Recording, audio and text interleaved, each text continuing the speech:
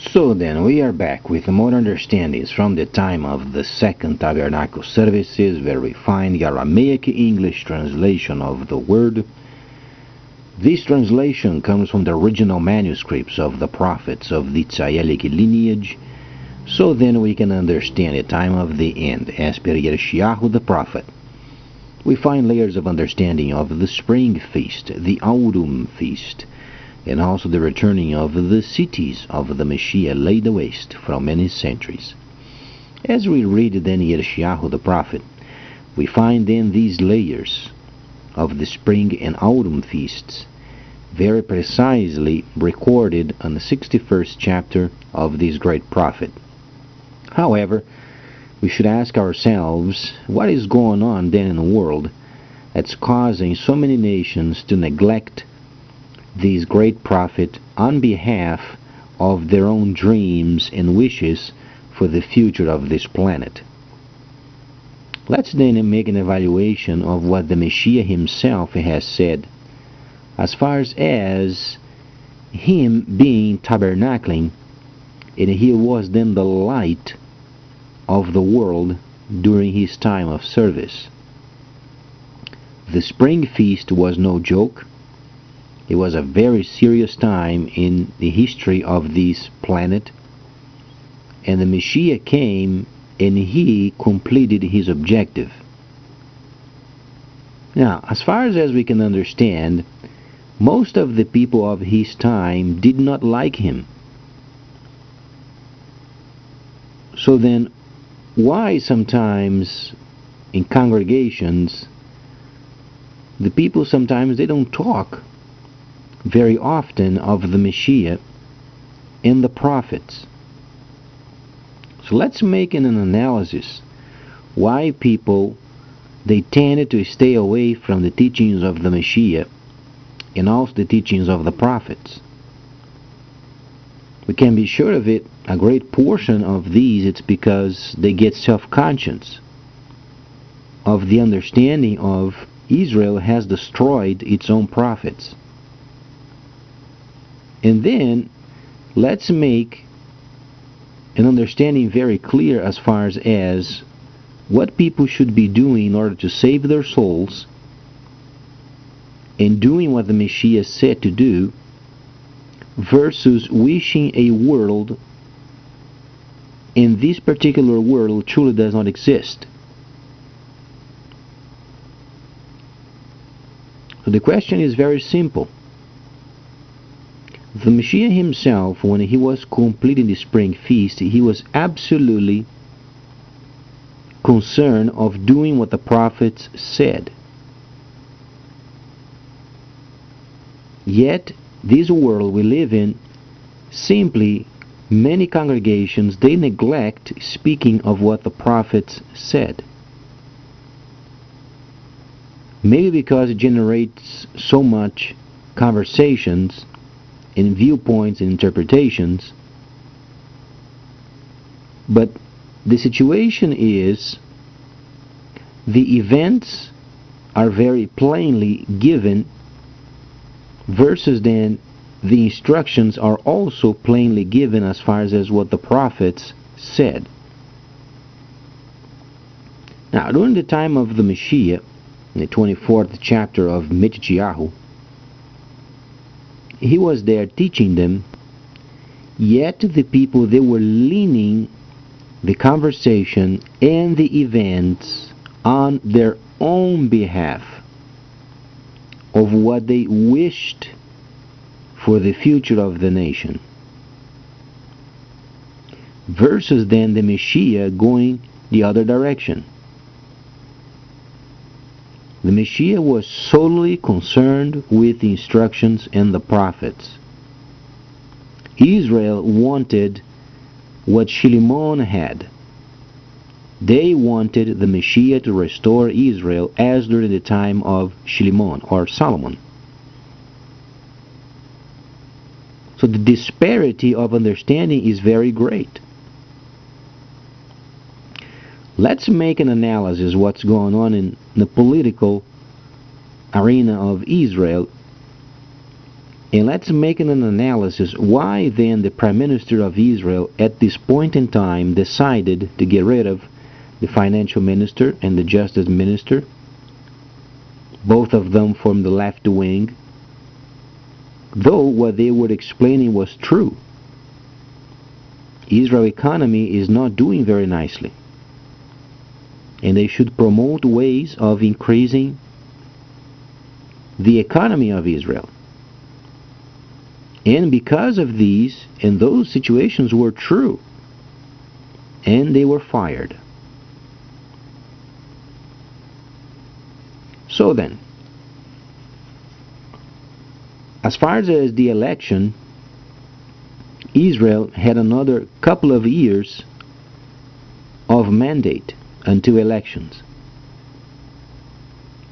But because of many of the world's events are taking place in March next year, the Prime Minister of Israel decided, not because of divine guidance, he decided on his own. Because Great Britain is going through elections in 4 months' time, and then the great event of mobile systems also is in March, and he decided himself to have elections in March. So it's purely political motivation. There is absolutely not a hint of divine guidance.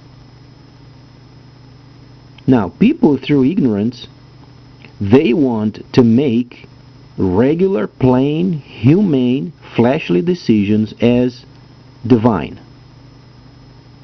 And there is no link with it. So then, what can we expect as far as congregations doing what the Messiah said to do? They are simply very slim.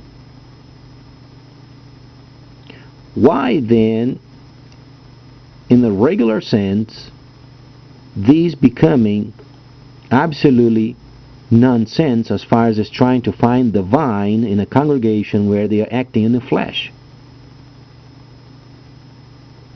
It is very simple. We find these in the Holy Instructions.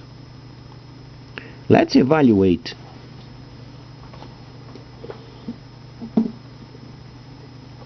very precisely where do we find the invasion of the land of Israel.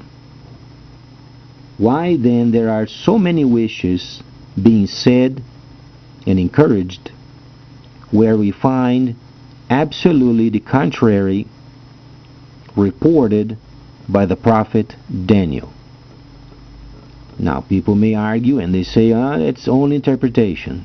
Okay, it's interpretation. However, it's an interpretation given plainly by the prophet himself. So let's read. Then explains a section of the Holy Instructions where then the southern kingdom, or then the violent ones, are engaged with the war as far as Egypt. It was explained before many times, the sons of Ishmael, they're going to make Egypt their headquarters. It's going to be done like this. You can read by yourself. Then there are the skirmishes in Egypt until the sons of Ishmael, they make Egypt as their headquarters. Then the Soviets must then arm Egypt yet. Later on, we find then the skirmishes, then they are simply calmed down. Then Egypt, nicely armed, they are in line with the sons of Ishmael. Thus then Hagar's quest of her own people then are in line for the next event. Then the sons of Ishmael, or then the Islamic State, becomes extremely powerful. Then the violent ones of the southern area, then they stand up to establish division, because they are afraid that the Islamic State is going to make them part of their own kingdom. Then they pointed out this vision must be established. Then you find, and later on, these then vision established. Then you find the city on the land of Cush then fortified. Then you find the kingdom of the north protecting this new city. Then later on you find that these kingdom of the south, then the Ishmaelites, they're going to try to come against the holy city fortified, and they won't be able to take it. Later on we find these then, understandably, the power of the southern kingdom, or the sons of Ishmael, or the Ishmaelites, are so great. And then comes a point where then they invade the glorious land. This means Israel. The region then is taken by the Ishmaelites. Let's read where this is going to take place. Then you find, but he that comes to him or against him will to do as he wills, and none of them shall stand before him, and he shall stand in a glorious land. It's absolutely straightforward. The Ishmaelites are going to try to come against the holy city, and the holy city is fortified. Then they can't take the holy city on the land of Cush. Then they directed their anger and their desire for conquest towards Israel itself, and they will take it. That's what the prophet Daniel has explained. Now, the situation is, you may try to find then, who is this he that takes over? It's the very people that we named today the ISIL, or the Islamic State. And the big hint of the whole situation is the Temple Mount, where they used to have a temple over there, is a Muslim shrine. Dome of the Rock. Later on, you find then more skirmishes, and then there is a whole section where then you find the despised one, or then United States, being involved with this situation in the Middle East, where then later they are involved also with this invasion of the Ishmaelites in Israel. By this time there is a whole section of a relationship of the kingdom of the south, Israel, and also the new holy city on the land of Cush. Also there is a mixture of the northern kingdom amongst these. So we know then, by reading Prophet Daniel, you can find the answers very easily. Now let me ask you this. Are people then engaged in finding answers from the prophets, or they are wishing a virtual world does not exist?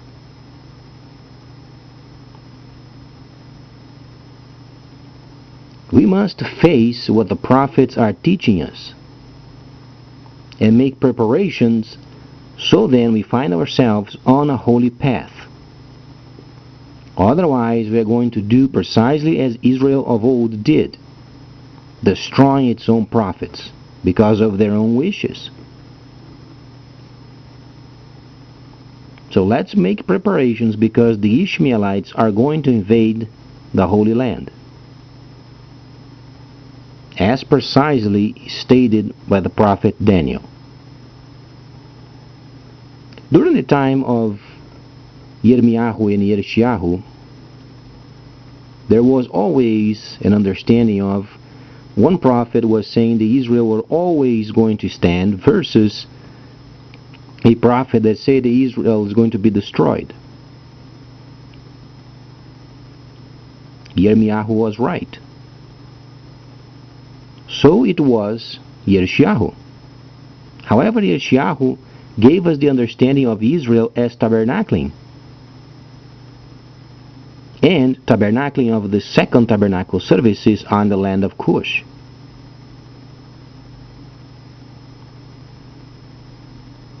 As we know the story, when Yirmiyahu the prophet was explaining the Babylons are coming, and the Babylons are coming, and they're going to destroy the land. And Israel mistreated Yirmiyahu very badly. And sure enough, later on, Babylon came and destroyed the land. And they were in exile for 70 years. Because Israel, by the time they owned the land, they never kept the yearly Shabbat in order for the land to rest. Thus they were in exile. So we are during the time of the restoration period. It's no longer a time of 1,000 years of deceit where nations, they concocted theories and desires of their own and wishes, and they manipulated their way through until they get what they wanted. Those times are gone. We are going to do precisely what the prophets said to do. Next time we're going to evaluate more the situation, because what's coming then, it is very serious. Now, if you want to save your own soul, not mine, then the recommendation is read the instructions and do what it says for your own benefit. Please stay tuned. Much more coming up.